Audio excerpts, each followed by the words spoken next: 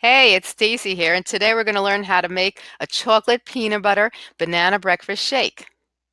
Tune in. A shake for breakfast? Why not when it's healthy? This consists of the basic ingredients you'll always keep on hand, and it can be ready in no time. Chocolate for breakfast? Count me in. How good could this be, though? It has three of the best flavors: banana, peanut butter, and chocolate all together in one morning treat. Note that the sweetness of this smoothie comes from the ripeness of the bananas, so be sure to use some that are well ripened.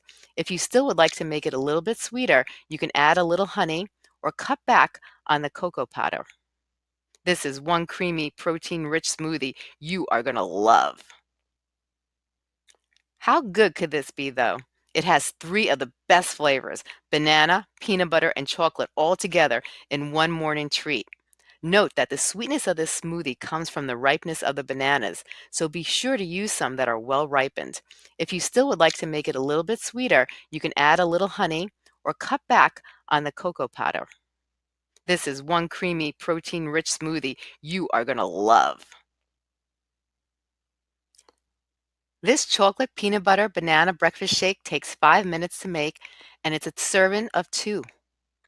The ingredients consist of two large over-ripened bananas, peeled, sliced, and frozen, 1 cup of original almond milk, 3/4 cups of ice, 1/4 cup creamy peanut butter, 2 tablespoons of unsweetened cocoa powder, and a half a teaspoon of vanilla extract.